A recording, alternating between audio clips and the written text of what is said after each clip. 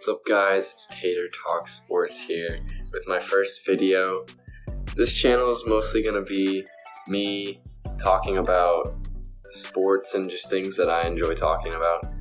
And for my first video, I decided to do an NBA mock draft because that's just something that's interesting to me, the new NBA draft coming up. With coronavirus, I'm not really sure when it's going to be, but I think it's coming up soon. So how I did this was I organized it the picks by the team's records as of now. So for example, the first pick is Golden State Warriors, and it goes down the list and ending off with the Portland Trail Blazers. With the first pick of my NBA mock draft, I have the Golden State Warriors drafting James Wiseman, center out of Memphis. Boogie Ellis will create. James Wiseman, nobody boxed him out, and Wiseman with the emphatic finish. This is a tricky pick because I do think the Warriors could pick here, but they could, if they do end up with the first pick, I believe they could also trade down a couple of spots with a team like Minnesota or Atlanta so they could get more value out of their pick and still select James Wiseman. But I'm just drafting for fit in this case, and James Wiseman is the best fit for the Warriors. It would complete their starting five of Curry, Thompson, Wiggins, Draymond Green, and James Wiseman. And I think that would be a pretty deadly starting five. And now for James Wiseman, he's a great finisher around the rim and good defender. And an NBA comparison for him is Hassan Whiteside. So he's a big center, 7 foot tall. I think he's at 7'6" wingspan. He's just a great fit for the Warriors, plays some good defense, gets rebounds, and it'll be a great addition to their team. With the second pick of my NBA mock draft, I have the Cleveland Cavaliers selecting Anthony Edwards, shooting guard out of Georgia. No numbers. Edwards gonna pop. Got it. He's possibly the best prospect in the draft. Those same skills can make him an elite defender. We know he can score. And Anthony Edwards, a one-man show now for Georgia. He could have gone number 1, but since he didn't fit with the Warriors, I think he'll slide down to number 2, where he gets picked by the Cavaliers. I think he's a shooting guard, but I think they could slide him to small forward, where they have Garland, Sexton, and then Anthony Edwards at the 3. He's compared to Zach LaVine, which means he's a great finisher, super athletic, but he also has touch and can shoot from beyond the arc. And I just think would be a great addition and the best prospect on the board for this Cleveland Cavaliers with this pick. With the third pick, I have the Minnesota Timberwolves selecting LaMelo Ball, point guard out of Australia. Brooks. LaMelo Ball is possibly one of the most talked about prospects in this draft because of his family, and I just think the level of talent that he has is way overlooked. He's 6'5", similar to his brother's height, but he can shoot and finish, and he's possibly one of the best passers in the draft, and he would just be a great fit on any team. With the fourth pick, I have Atlanta taking Onyeka Okongwu out of USC. Right. Oh, he left it for Okongwu. He would just be a great defensive anchor for this team, as they don't really seem to have one as of now.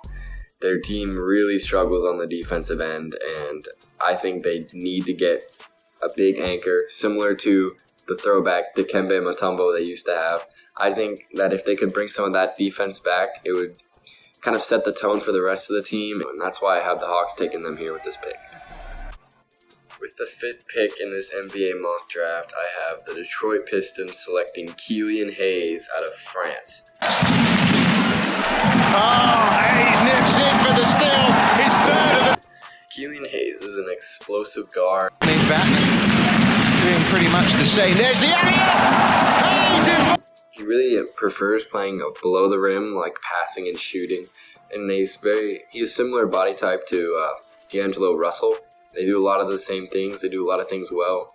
He's a really great playmaker, passer, but he can also shoot with the rest of them and finish at the rim.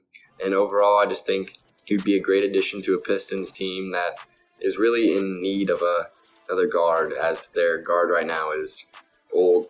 Even though I like him, Derrick Rose, I don't think he's their point guard for the future. So I think that's who they're taking here with this 5th pick, their point guard of the future, Killian Hayes.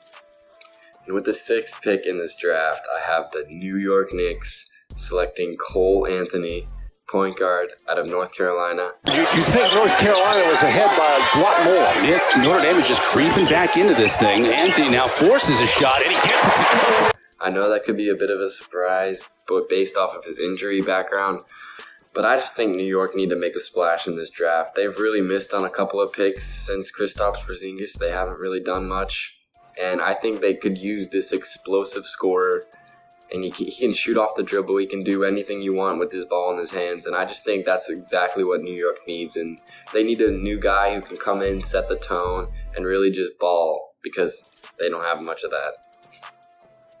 With the 7th pick, I have the Chicago Bulls selecting Deni Avdija, small forward out of Israel.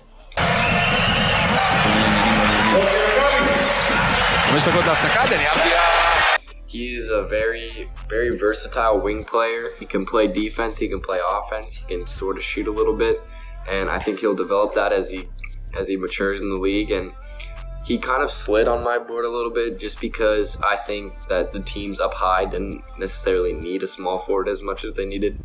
I believe that he will be a great NBA player, and I just think that would be a great addition to this Bulls team. And with the 8th pick, I have the Charlotte Hornets selecting Obi Toppin, power forward out of Dayton. This is basically going to be a fight. Toppin into traffic.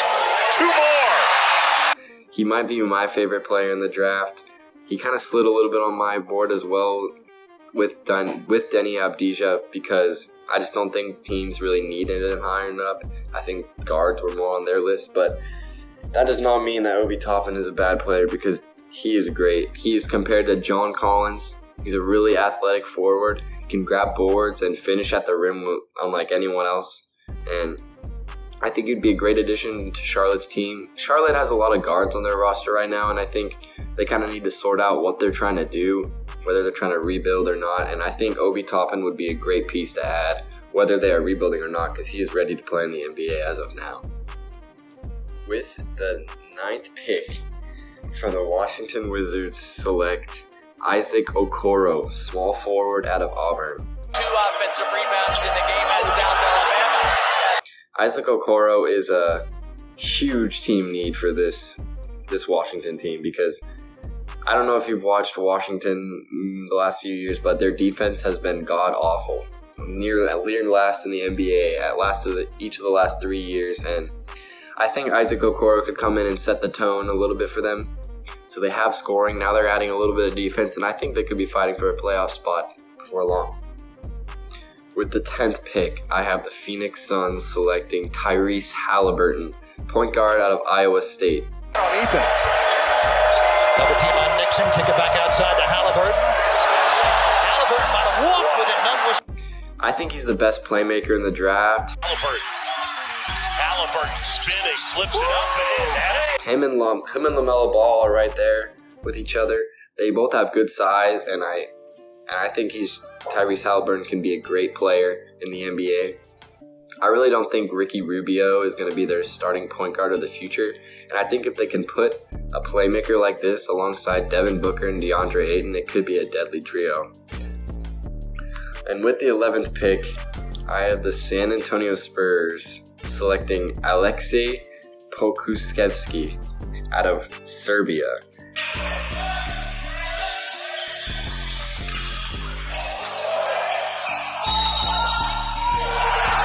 With this pick, honestly, I don't really know what San Antonio is thinking here, because they have a lot of players, but they're at that stage where they don't know really if they're rebuilding or if they're still competing or not. And I just think if they bring in this guy out of Serbia, he's a big man, he can stretch the floor, and he could possibly replace LaMarcus Aldridge, because he doesn't have very many years left in the NBA. And I just think he could be a great player alongside players like DeJounte Murray and Lonnie Walker, because they don't shoot as well, but he can also stretch the floor so he can provide spacing for them to drive to the basket. And with the 12th pick, I have the Sacramento Kings selecting Devin Vassell, shooting guard or small forward out of Florida State. Vassell picks the pocket of Youngblood. Forrest back to Vassell. He's a versatile wing defender, and I believe that with the rebuilding Kings here, I think they need a player who fits their timeline with Marvin Bagley and De'Aaron Fox, and you could say Harry Giles and Buddy Hield. But I just think he fits really well in their scheme. He could replace Harrison Barnes, and I just think he'd be a great pick for this Sacramento team. With the 13th pick, we have the New Orleans Pelicans selecting RJ Hampton, point guard out of New Zealand.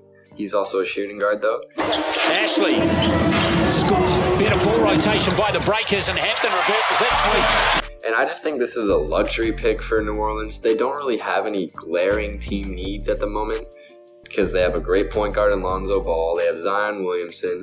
They just drafted Jackson Hayes, and they also have Brandon Ingram. RJ Hampton is a great pick at the number 13 spot.